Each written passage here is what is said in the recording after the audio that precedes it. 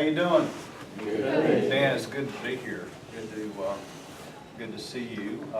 Mark asked me to talk a little bit about product liability, and I'm going to talk to you from a manufacturer's viewpoint, so you have an idea of what is going on. I retired from Fisher-Price in 1997. I was CEO of Fisher-Price for a while, about 4 or 5 years, and I kind of grew up in the sales organization of that company. And you know, after 1997, the grass grows pretty quickly over your situation in a fashion business. I mean, it's like a river. It goes bing, bing, bing, bing, very fast, very changing all the time. So I may not know all the answers to your question, but I'll try to answer, okay? Let me talk about Fisher-Price just a second. Fisher-Price began in 1930 in a little town called East Aurora, New York. That's where I worked up there. And it's, believe it or not, about 20 miles south of Buffalo, New York. And right now, it's 3 degrees in Buffalo, New York. So I'm glad I'm down here and I'm not up there. But a guy by the name of Herm Fisher and Irving Price started the company out of their garage in East Aurora, New York in about 1930. So that makes it about 84 years old.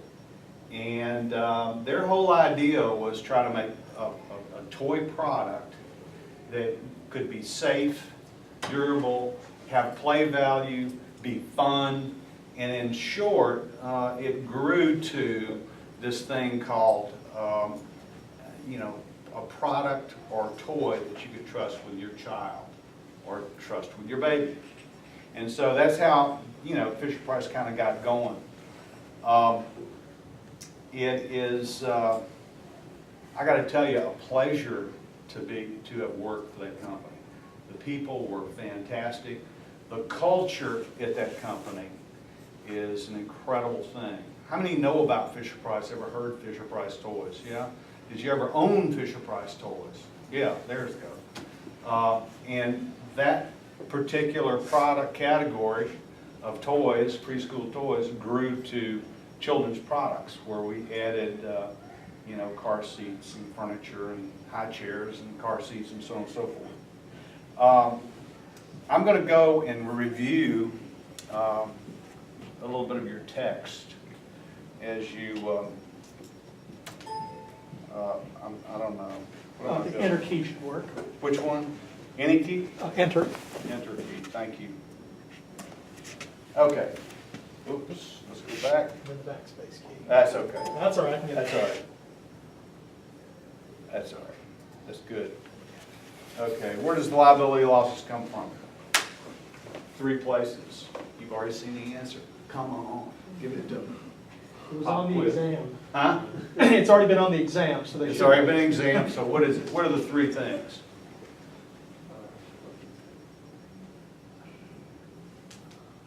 Types of defects. Types of defects. Restriction. What? Manufacturer defects, what? Design. Design and Warning. warnings. Okay, good. Let's go to the answer. Let me talk to you a little bit about manufacturing defects. I've got an example of that, and you may have read about it, whatever, but Fisher-Price sources a lot of its products in the Orient. And what happened was in 2007, our quality control people were not as on it as they should have been over there, inspecting and making sure that the product was as it should be, and ended up that one of the suppliers over there, a subcontractor, then subcontracted to another subcontractor that we didn't approve, didn't know about, and they in fact put lead paint on a lot of our products. Caused Fisher-Price to have to recall 10 million products as a result of that. It was a very expensive mistake on their part, on our part. okay? In addition to that, but that's the CPSC thing, that's a recall, that's not necessarily litigation. Let me talk to you about litigation, manufacturing defect. We had little cars, battery-operated cars that children drive around. We had one blow up in a house and burn the house down. We had to pay for the, we got sued and had to pay for the house as well as the damages associated with the house, as well as perhaps, you know, taking care of the family while the house is being rebuilt. So those are things that happen from manufacturing defects. Design defect. Let's talk about that for a minute. The most famous one, in my opinion, is Ford Pinto. They designed a gas tank in the rear of the car, exposed to any kind of crash, whatever, and when it got rear-ended, it would erupt and the car would potentially, you know, burn. And it did in a lot of cases. So they had to pay, Ford Motor Company had to pay $3.5 million in damages and $3 million in punitive damages. Okay? So that's one of that deal. Inadequate warnings. There was a lady by the name of Stella Liebeck. She spills a 49-cent cup of coffee in her lap, and as a result, McDonald's has to pay $2.7 million in punitive damages and $160,000 in, you know, recovery of her loss. So there's inadequate warning was on the lid of every cup now is this warning. The beverage you're about to drink is extremely hot. I don't know, but all of them have to have that now, don't they? So you go into Starbucks, that'll be on theirs. Everybody's got that. In juvenile products and toy business, every product is age graded. So you've got this product for 2 years and up, or 3 years and up, or 4 and up, depending upon what the product's about and how many small parts are in it and that sort of thing. Inside the package is always a disclaimer that says, you know, warning, this should not be used for a child, you know, less than 4 years of age or whatever. And in the package itself, if there's small parts and there's a plastic bag, there is a disclaimer that's marked on that plastic bag that says, this is not a toy. Do not play with it. Discard it right away. So that's what's going on from the standpoint of warnings. Let's talk about who's liable. So you're going into a lawsuit here, and a liability, product liability lawsuit. Who is liable? Who do you sue? Give me an answer. The company. Huh? The company. The company. Yes, that's right. Any other answers? The answer is you sue everybody. Everybody. Why do you do that? Well, manufacturer is here, and their suppliers, who we talked about a while ago, may have done something they shouldn't have, you know, as far as the quality of product, supplying unstandard, unagreed upon product to the manufacturer that made the final product. In addition to that, the retailer. What about the retailer? What did they know? When did, you know, what did they in fact have a liability for? And then you sue the distributor, the middleman, the designer, everybody. You sue them all because you don't know who has the money. At least that's what the lawyers look at. They go for, what are they going for? Money. Okay? What are the costs of a liability loss? Let's talk about that. This should save money from all defendants, obviously, but money to plaintiffs. Obviously, money, of course, is important. It's the value of the product, and it's been it's helpful to know that this particular product, in addition to the money, like Stella Liebeck, who gets $2.7 million in punitive damage, that's one cost. But the other cost is, what about the product? The product that's been developed over time with an R&D staff. A marketing department has put a marketing program around it. You've got people who've been doing things with manufacturing that have done manufacturing excellence to their best ability to make that product as good as it can be. These are all investment loss opportunities as a result of lawsuit. Secondly, the value. The value of the product, obviously, in my opinion, every product has a value and is, in fact, developed with some specific use in mind.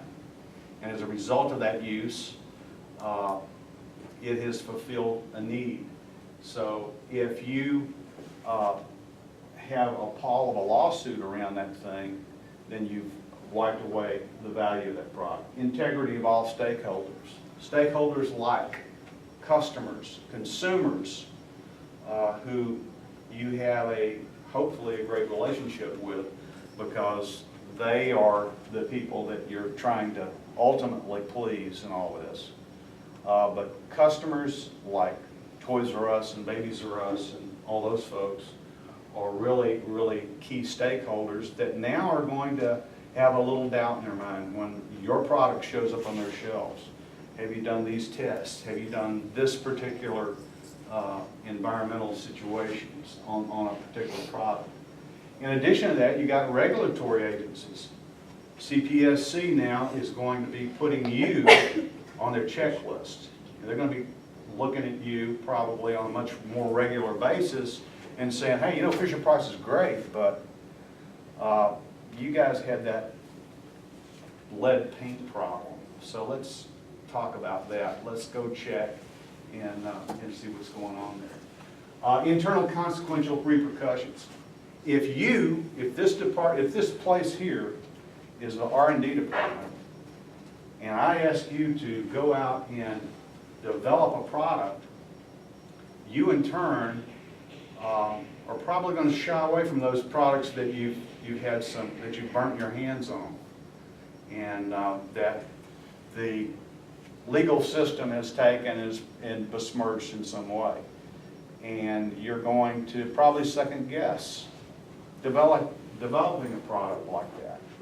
So I think that's really, really important, that whenever you can't totally gauge the repercussions of people who are not thinking out of the box. Creativity is what really makes things work in a toy company. Lost consumer opportunity. Obviously, I talked a little bit about that.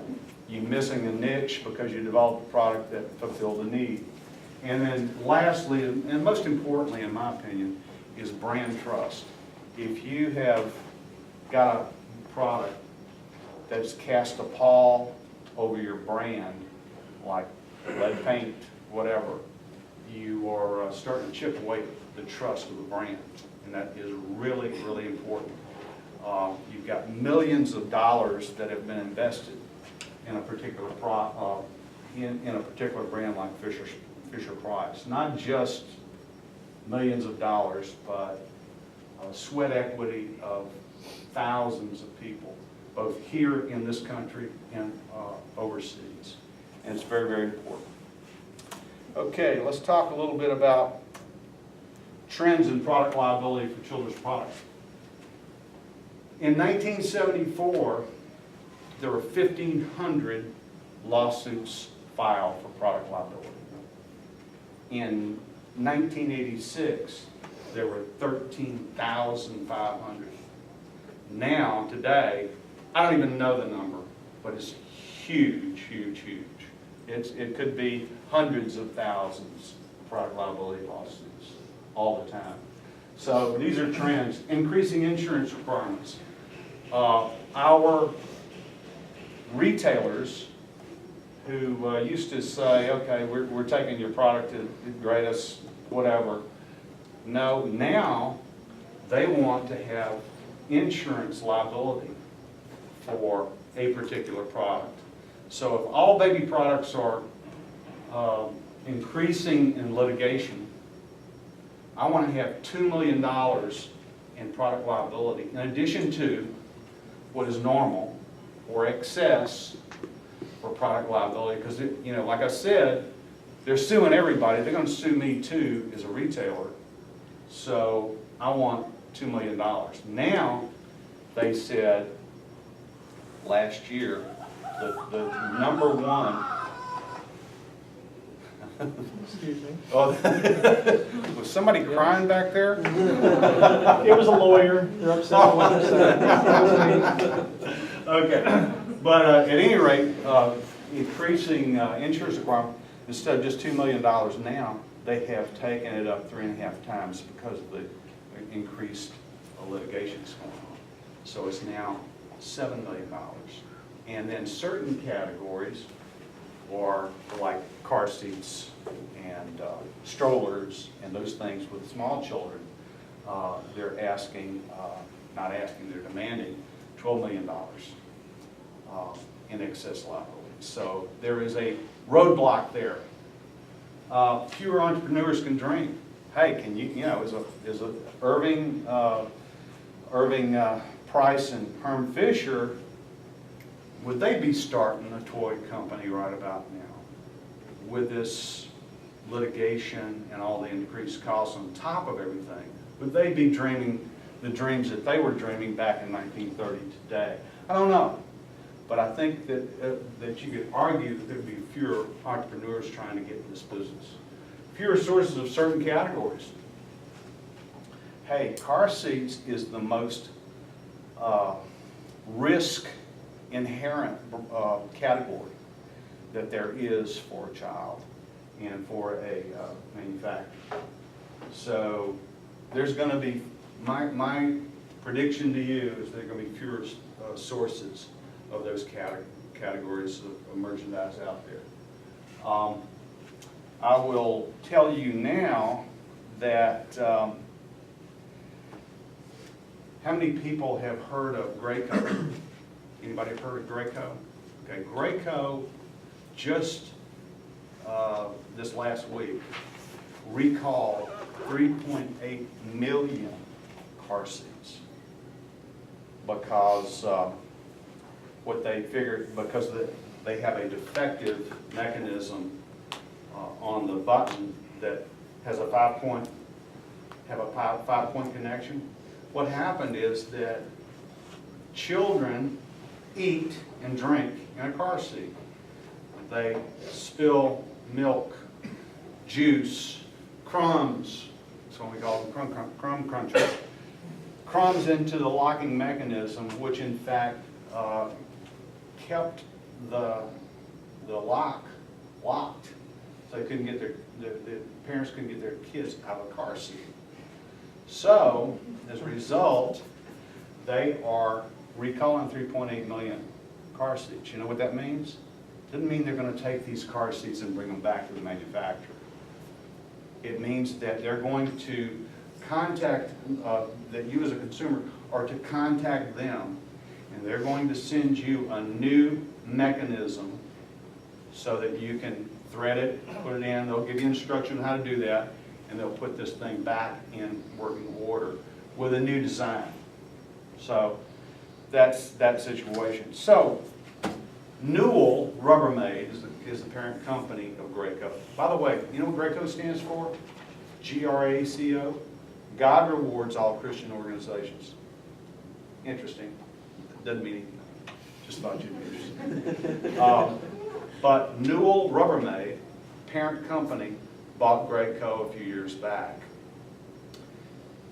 What do you think they're thinking today?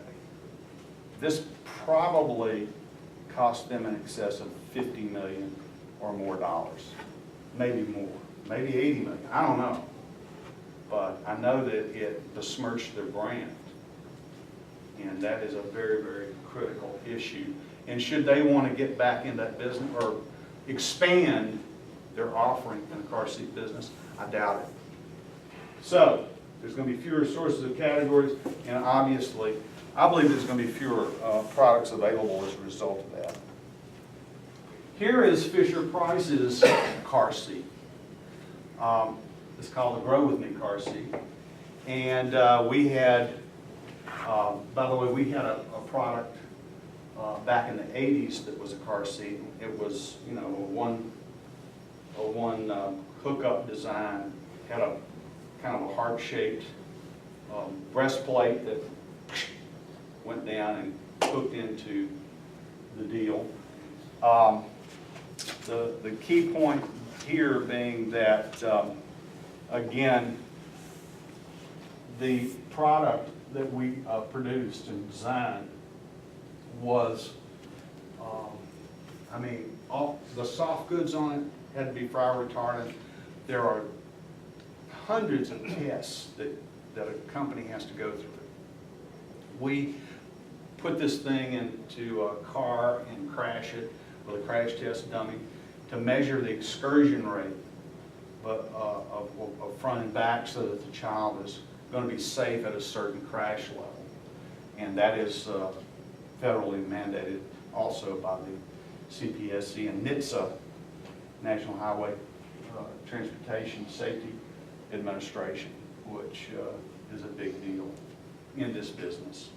But the key is that no one, I don't care who, what the circumstances are, can survive a catastrophic crash in a car seat.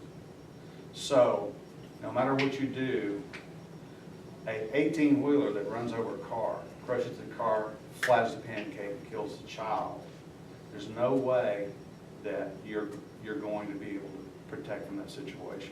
In addition to that, child gets T-boned sideways. Parent runs a stop sign, boom, T-bone, side crash. Somebody's going to get hurt. The child's going to get injured, and there is no way that you could say that when you build a car seat, that the child is not potentially going to get hurt badly, or killed. And as a result of that realization, after many years of discussions and such, Fisher-Price made the decision not to be in this business. So that is no more for Fisher-Price. One of my favorite products, the Ride and Go Trike. Love it. Love it. Let me tell you, love it. Here's the deal. When the child is 3 years of age, put him on this thing. This little kickstand comes down like that. He puts his feet on the kickstand because he can't reach the pedals yet. And he kind of rides along because the mother is got this handle, which you can't see here, that clips into the back and, rides them around like a little stroller until the day they can start to reach those pedals and do for their self with that whole thing. We at Fisher-Price are very, very sensitive to safety because that's how we grew as a company. And one of the things that we made sure is that on the package that we tell these people, these parents, do not leave your child unattended while riding this product, no matter what.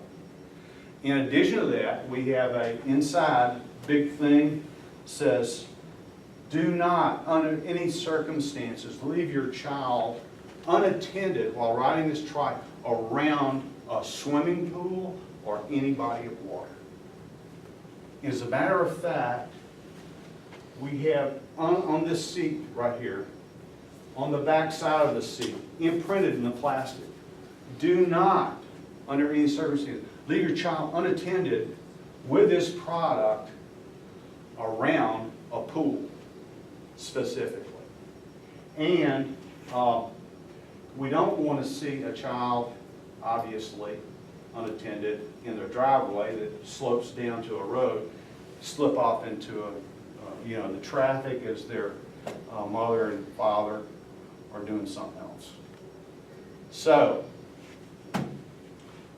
the year I retired, a couple in Florida had a lanai and a pool and that whole thing, and they left their child unattended with this product, and that product went into the pool with the child drowned. Can you, obviously they had a great lawyer, he came and sued us for millions of dollars. What do you believe that Fisher-Price did in response to that? I want an answer. Give me an answer. You're in control. What would you do?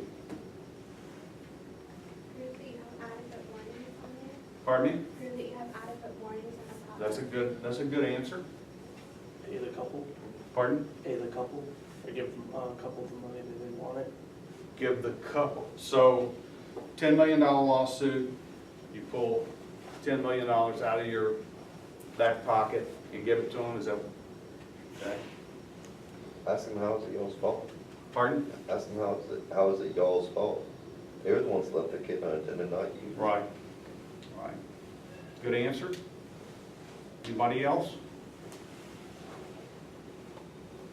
Well, what we did is we ended up settling out of court for $110,000. That's what we did. I believe that you can be dead right. You can be absolutely dead right, and we were dead right. We had it all covered. But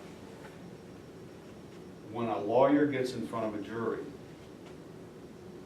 and starts to show pictures of dead children and starts to show trikes upside down in swimming pools and all of those things, there is an emotional thing that happens. I don't care who you are, did me, that, hey, here's a life lost. And adults' life, remainder of life, is not as valuable as a child's remainder of life. Got me? Very good answers, and thank you for participating in that. Okay, next is, anybody ever seen one of these? Good, good. Your grandfather must have kept one for you. Durability, okay, great. All right, here's the deal with this. This product was built in 1969. Play Family Farm. That was the beginning of the Play Family category. Play Family. And what it is we made the Play Family Farm first, and then we made the Play Family Garage, Play Family Airport, Play Family whatever, house, whatever. I mean, we made a whole world around play sets. And they sold very, very well. As it turns out, about 1986 or so, and these are the figures that come with the Play Family category. 1986, a couple had a child in Canada, Toronto, Canada. And by the way, all these things are, again, age graded 2 and up. But this particular child was less than that as a baby. They bought the Play Family Farm for this child. And that child took one of these figures, put them in their mouths, and it lodged in their throat, and it killed the child. So the fact is that Fisher-Price, in this particular case, we were sued for millions, and we lost millions out of this thing. And as a result, they won the lawsuit. As a result, what we did in return was to design a completely different play family category. One with huge figures that could not possibly go down the smallest of throats.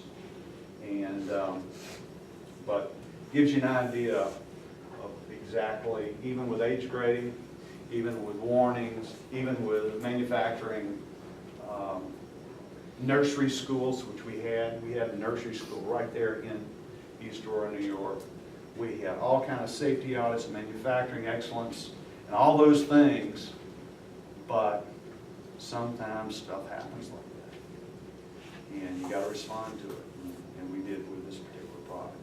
Are there any questions? This is the end of my little presentation today. Is there any questions that you guys want? Yes, ma'am. In the cases of when a child died, did you guys win any of them? Did we what? Did you win any of them? Did we win when a child dies? Yeah. No. No. What we try to do is engage the family and engage the legal representative, and we try to work it out any way we possibly can when there's a product lawsuit. We have, as do most companies in the consumer products group they all have risk managers. Ever heard of that? A risk manager? Well, that's what we had also. And those people go in and make sure that, that we're doing the right thing, but at the same time trying to protect the company's bottom line as far as balance sheet, income statement. Does that make sense? Mm-hmm. Yes, sir. So does that mean you mainly try to go through arbitration whenever? Don't know. No, I don't know if arbitration is the right term, but we try to negotiate. Negotiate with them as we did in the case of the one in Florida. Yes.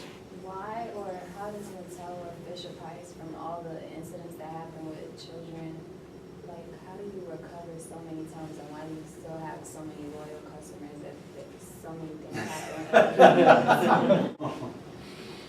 Well, that's interesting. I think that you can. I think that you try to do the best possible job that you can. I mean, we had a P.S. We had a culture in our company, still do, in East Aurora, New York, that grew up from the standpoint of, hey, safety above everything, durability. It's got to last. This product's got to last. Play value. It's got to be fun. Come on. It's got to have value for the money. Those kinds of things are just, before you can be an employee at Fisher-Price, you got to understand those things are really, really important. So why is the brand given the benefit of the doubt? It's because of the experience that we've had with consumers and customers for 90 years, 85 years. Questions? Yes, sir. How do you determine the age grouping, like, with the toys and all? First of all, we know pretty much what we're designing for. So we'll have our designers who know all those specifications that are, inherent in the CPSC as well as our own, that will design a product accordingly. Secondly, we have nurseries on right there, and we have designers that look at these kids playing with their toys in one-way glass, so they can see exactly what's going on, and maybe they change a design or two as a result of how kids play with them. So very, very important, but that's a good question. Thank you. Yes? Do you put out more money getting the toys inspected than you do making the toy itself? Because you said it has to go through like 100 tests. Do we put out? I'm More sorry. money to get the toys inspected before you can sell them than you do making the toy itself? Yes, absolutely. You do, in fact, well, do you mean inspection as far as safety and that? Yeah. No. That's already built into the overhead of the company. Oh, I mean, we have all those people and all those processes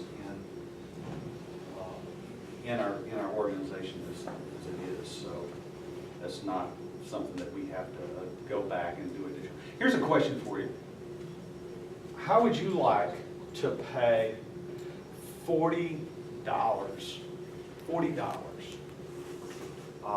for an insurance policy, a product liability insurance policy for every car seat that you purchase in the store? How'd you like to do that? You get what I'm saying?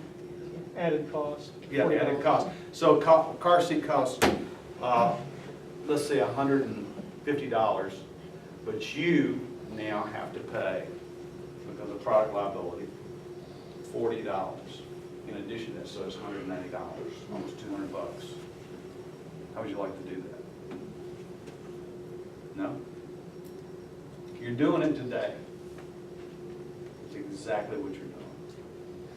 These manufacturers have loaded their pricing, to your point, has loaded their pricing to accrue for liability expenses such as car seats and strollers and so on and so forth.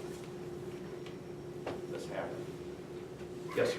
Has there ever been like a product that's been too liable and you had to pull it off your product line? Like, has there ever been like too many lawsuits, too many like, Car seats. other than that, is there any other products? No, we pretty much stay away from those categories that are too risky to produce. But the car seat was is one of the biggest categories there is. So that's why we decided we were going to go and try to charge that hill one more time, kind of thing. Okay. One more question, Yes, sir. if you don't mind. I'll take the blame for all lawyers everywhere as being responsible in large measure for the litigious society we have, but when you mentioned earlier the Graco car seat, that it sounded like it was perfectly safe, except you can't make any product 100% safe. Do you think that society has changed and people are demanding, as unrealistic as it is, we want our products to be completely safe? Do you think that there's an unrealistic expectation that consumers have? I think so, maybe. I think the more importantly though, is that there is now a expectation from people who get hurt or harmed in any way, or whatever, that there's a court system for them. And now there's a group of lawyers over here who are saying, hey, you got hurt, man. You don't know that? You got hurt. Here, wait a minute. Let me sign this contingency. Let's go sue these guys. Hey, I think I can get you $1 million. What about that? Like $1 million? So a sales receipt is like a lottery ticket now. Exactly. I mean that's true. And by the way, there's more lawyers now than there has been in the, ever in the history of our country.